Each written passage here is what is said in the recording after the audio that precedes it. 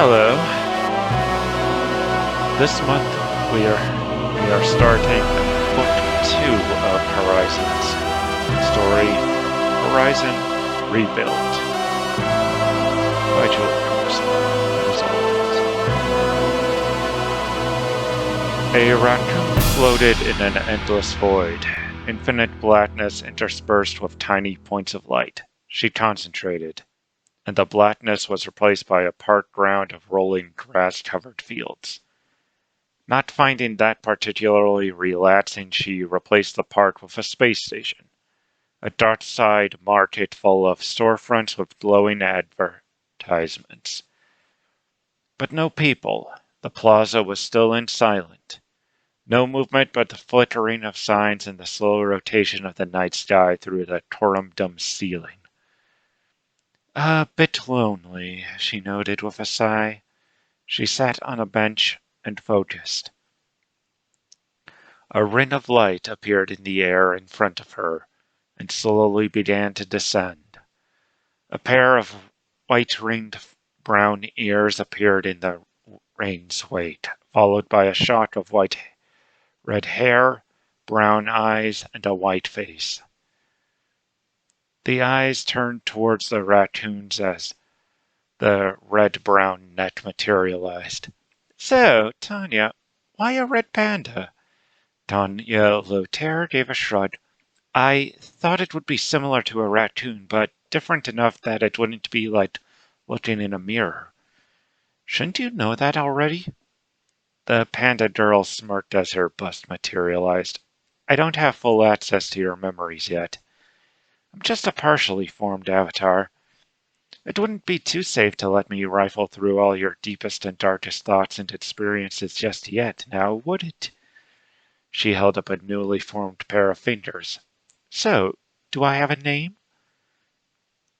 Tanya gave it some thought while she materialized the red panda's waist and thighs. How does Samantha sound? She asked. The tulpa lifted a foot as the ring of light faded away and examined it. Samantha. Sam for short. That sounds nice. Digitigrade? Shouldn't I be plantigrade like you? Tanya shrugged. I'll have to check. She blinked, taking notice of something she'd overlooked before. After getting you some clothes. Well, you didn't give me any memories of clothes. Sam grinned, swishing a very thick and heavy-looking tail behind her. Tanya closed her eyes and tried to think of clothing. Her mind leapt to the youth fashioning on the Yord orbitals where she grew up, and she thought of sending them to the Avatar. When her eyes were open again, Sam was attired, though in her opinion it didn't improve much. Over a set of fishnets, the panda wore a very snug pair of denim shorts with a bright pink belt and a black crop top that barely covered her breasts. On her head sat a billed hat with holes cut for her ears, and she wore a variety of multicolored bracelets on her wrists. What do you think? She asked. I think, Tanya paused, I think I can see now why my parents didn't trust me to dress myself. Sam broke out laughing. Oh, come on, don't be such a prude. No one else is going to see me. Tanya grimaced. Well, I have to look at you. The panda's fluffy tail brushed against the raccoon's muzzle. Why? Am I a little distracting to you? Tanya grabbed the tail to try and push it away, only for it to abruptly spit it down the middle, exposing a purplish tongue surrounded by sharp teeth. Tanya jolted awake, finding herself seated in a stiff metal chair with a crown of biofeedback sensors earthling her head. She yanked it off and looked around the room. A white squirrel with her fur dyed in angular spirals and a gravid stomach turned from her computer monitor towards the raccoon. What happened? Why do you drop out? She asked in concern. I don't know, Jenny. Tanya rubbed her forehead while the electrode said, like, I created a sim and a tulpa, but something happened to her. Jennifer stared inquisitively at her procyanid friend. What kind of thing happened? Tanya shrugged. It was Weird. Sam was teasing me with her tail, and all of a sudden it grew a mouth. A mouth? Jenny looked confused. On her tail? Something like it, at least, Tanya tried to explain. I made an avatar that looked kind of like me as a teenager, except she was a red panda instead of a cinnamon raccoon, Jenny suggested. Tanya groaned. Yes, and her tail came out so fluffy that it was wider than her body. Not that that's saying much. She was skinny. Jenny rubbed her stomach thoughtfully, which Tanya recalled was actually a secondary brain that the biohacking squirrel had installed in her uterus. And you say that this fluffy tail had a mouth? With teeth and all? Sharp fangs the length of my fingers. The raccoon held up her index for comparison, and a long purplish-pink tongue. Jenny's gaze became unfocused as she tried to think with both her brains for a few moments. I suggested you create an avatar for your implant's AI shadow. You didn't try to partition off any applications from her, did you? Tanya tried to remember if she'd done anything of that sort. She honestly wasn't sure if she had done anything of that sort. It didn't sound like anything she might have done. Did you find anything on the sensors? The squirrel shook her head. There was a minute increase in heat as you ran the sim, but otherwise these readings don't look like any parahuman brain I've seen. My best guess is that your implant somehow encased your brain entirely. I'd like to run an MRI, but after what happened last time we tried that, out of the question! Tanya, alias Horizon, and wooden soldier of the Federation Reborn, snapped automatically. Once she was back in control of herself, she sighed and muttered a quick apology. That was why we were attempting tulpomancy, remember? Tanya nodded reluctantly at Jenny's reminder. It seemed like that the Federation AI that had installed her implants had included some incredibly paranoid security directives that occasionally hijacked her body. It was annoying, to say the least, and given what she had seen herself do while her combat wear was active, she was understandably wary of what the implants might do if sufficiently pushed. Jenny had suggested giving her AI a voice. Normally, it was a silent shadow-type system that acted unconsciously, providing knowledge of nanotech ghouls when she thought of them, guiding her motions as she piloted a shuttle or fought a pirate. But ever since her shadow had mercilessly slaughtered two pirates who had attempted to kidnap her, she had been cautious, scared even, of the sufficiently advanced technology in her head. So the biohacker had suggested they give the AI a voice, enabling her to negotiate with it. What are we going to do now? Tanya asked. She wasn't sure if she wanted to face that thing in her head again, even if she'd somehow created it. Well, Jenny started, we should probably make sure this Sam you created was safe to start with. As she was thinking about what to say next, an alarm blared on her console. Horizon leapt out of her chair and was leaning over the monitor before either of them could blink. What is it? She asked. Jenny selected the alert and expanded it. It looks like there's a tsunami coming towards one of the offshore mining rigs. The Friendly Society is requesting permission to help evacuate the workers. The company can't handle it themselves? Horizon asked. The squirrel shook her head. The managers will have their own personal shuttles to save themselves, but they leave the welfare of the hoi polloi up to those of us who actually care. Jenny sighed loudly. I should probably get to the clinic and prepare to receive the wounded. After half a second, Horizon spoke up again. How many pilots do the Friendlies have? I could help in the evacuation. Jenny nodded. There's a few dozen shuttle pilots in reserve. Basically, whoever can report in the fastest flies. She felt a breeze by her shoulder and turned to find that the raccoon had already disappeared. Horizon tore up the stairs, freely running up the walls at breakneck speed. Eager to go help people, sure, but more eager to avoid dealing with her internal issues. The crowd in the hangar where the Friendly Society stored their rescue aircraft parted as Horizon dashed in. She gave a slight grimace as she noticed the other workers clearing a path for her. She knew why they were so wary of her. She got in line in front of a caribou doe who was handing out assignments. A couple of aid workers in front of her stepped out and moved to the rear of the line. Horizon rolling her eyes as they passed her. The caribou, coordinator Taronda, tapped the top of her tablet to each friendly's tablet in turn. When Horizon finally got to her, she swept her fingers across the tablet instead, prompting a message to appear in her brain implant's heads-up display. Assignment: Drone Carrier, Drone Pilot. Use civilian identity. This is a sanctioned friendly operation. The raccoon nodded to the caribou and walked off behind a stack of crates waiting to be loaded. Her white jumpsuit with gold highlights shifted colors to blood red, the same shade as the other aid workers heading out. Hologram projectors in her collar and cuffs projected a dark blue coloration over her cinnamon fur. A couple seconds later, a blue morph Arctic vixen stepped out from behind the crates where Horizon had hidden. A couple of friendlies waved to the fox as she strode towards the drone carrier.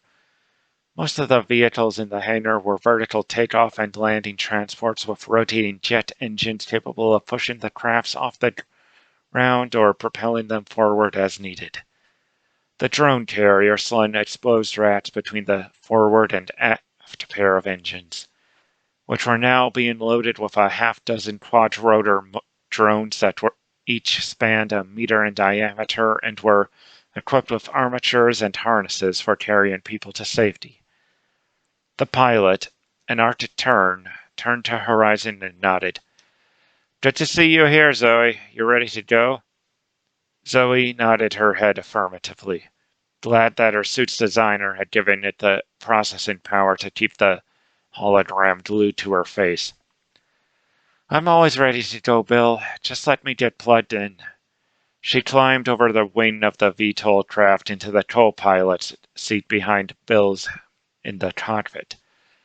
Bill folded his wings and landed neatly in the pilot's chair as Horizon was fumbling with the cable threaded into the back of her helmet. The end of the cable fitted under the scruff of her neck and connected to the implant port it concealed, prompting several readouts from the aircraft's status indicators to appear in her HUD. That port aft turbine is getting a little worn out, she reported.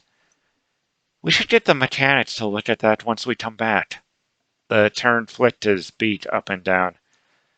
It'll hold for another couple trips, he assured her. Honestly, you cyborgs weird me out sometimes. Horizon gave him a hard stare through the visor of her helmet, prompting him to backpedal for a moment. Not like that ghoul who's been showing up occasionally, I mean. The post-human raccoon, passing as a fox, turned away from her carrier's pilot and muttered under her breath. She's not a ghoul. The canopy of the cockpit descended as they received a radio message to prepare for takeoff. The hangar doors slid open and VTOLs began to taxi out onto the runway. Passenger transports configured as ambulances took off first, with the drone carrier taking off last, taking up the rear. The relief squadron spotted the plume of smoke long before they could see the refinery itself. Slowly, the horizon rounded and they were able to spot the sprawling complex floating in the frigid sea that was billowing smoke. Horizon observed through the carrier's electronic eyes and sensors in half a dozen spectrums. While she didn't have the fidelity to pick up any sort of life signs, she could detect multiple reinforced chambers throughout the platform. I'm picking up 4 installations that look like sealed shelters, she reported.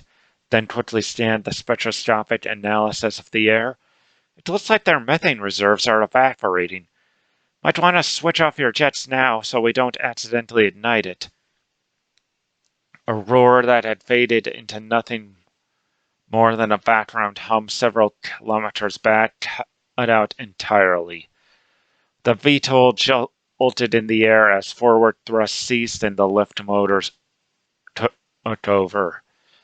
Horizon directed her attention at one specialized drone and it detached from the carrier, dropping several meters before its own rotors cut in and propelled it towards the refinery. The raccoon felt her perspective split between the carrier sensors and the smaller but slightly faster recon drones and struggled to keep them both in mind. Damn, I hate having to slow down like this, she heard Bill's voice through her implants. I feel like they're going to burn before we get there. We'll burn if we don't, Horizon reminded him. Just stay focused on the drone. Bill adjusted course slightly to get a better look at the refinery. Horizon was glad she didn't have to try and fly the carrier as well as the drones. In previous exercises, she'd found that she could pilot 2 drones at once directly, but anything more than that and she had to rely on the drone's AI. I could help with that.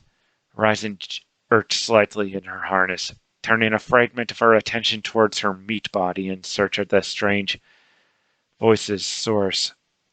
Hey, Zoe! Horizon's attention was brought back to the mission. Have you gotten anything from the drone yet? She focused more closely on the recon drone as it neared the refinery. Horizon scanned the primary landing pad first. Radar and heat readings indicated that it was structurally compromised and wouldn't take more than 2 VTOLs. Zipping past, she found a secondary pad that was intact but only large enough to fit another 2 craft. I've got 2 landing zones, but they'll only take half the ambulances. I'm sending a map now. She mentally flexed and a schematic of the refinery with the areas where it was safe to land indicated in blue and the compromised spots in red.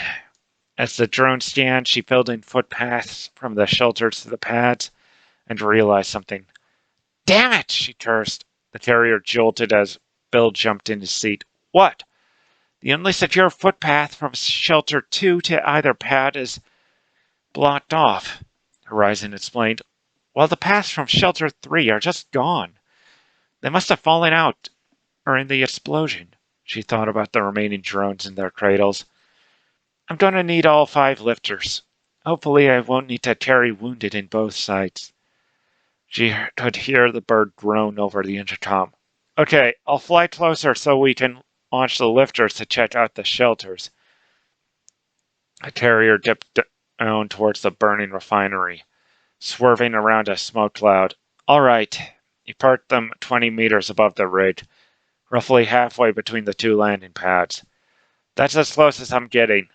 Launch 1 lifter to each shelter. Horizon reached into 3 drones with her thoughts. One she only touched lightly, giving its synthetic brain the simple command to go to a shelter on the map, announce itself, and begin drilling in if no response came.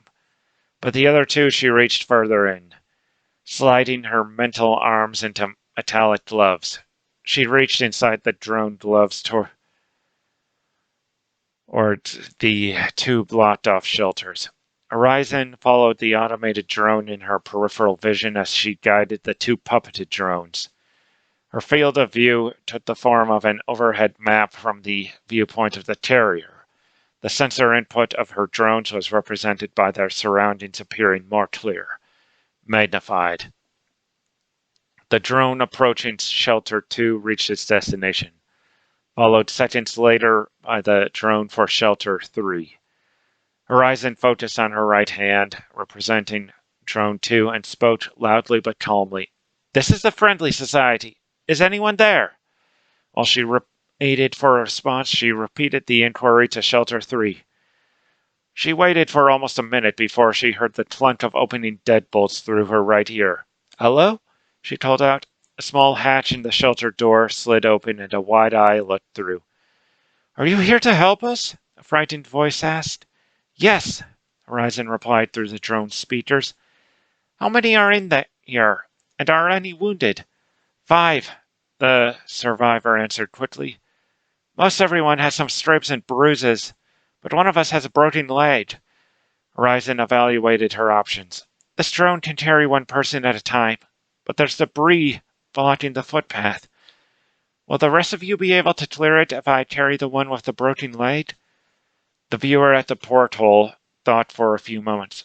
Maybe. There's an equipment locker a couple doors down that we could use, but they always lock it up when we're not working. Horizon mentally scanned the immediate area and quickly spotted the sign for the locker.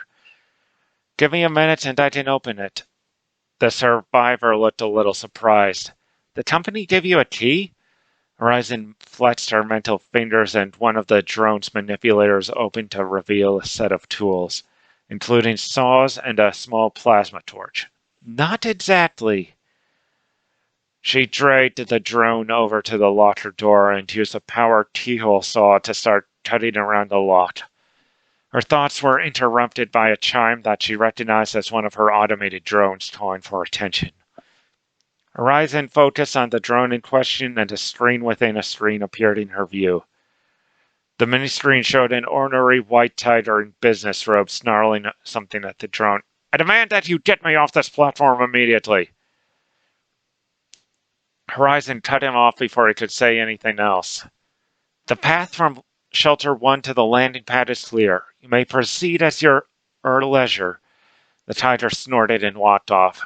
Horizon quickly scanned the other occupants of the shelter, a couple secretarial types, and directed the drone towards Shelter 2. Idly, Horizon turned her attention towards Shelter 3. The door held still, with no signs of movement. She returned her view to Drone 2 just as it finished sawing out the lock. She backed the drone up and looked for the survivors waiting for tools. Do you know if anyone is in Shelter 3? She asked the group. The 5 looked to each other for a few moments before one of them spoke up. Fran said they were heading to Shelter 3 as the boss closed Shelter 1 in their faces. Damn, Horizon thought again. She mentally flexed and redirected the drone that had been at Shelter 1 to Shelter 3, and launched the remaining 2 drones to join it. I'm going to try and open it up with the other drones. Which of you need to lift? A horse leaning on an Arctic hare raised a hand. I'll carry you over the debris and come back if I can spare a drone. Come on! The drone dropped a smart mesh harness from its underbelly and began using its manipulators to guide the straps around the horse. Once it had secured itself, the drone took off, lifting the horse into the air. Horizon started to speak into the intercom. Bill, we might have an emergency in Shelter 3. Can you fly us? The raccoon was cut off as a new explosion sent up a spout of flame and shrapnel. She felt a pain in her abdomen just before the terrier began to plummet out of the sky.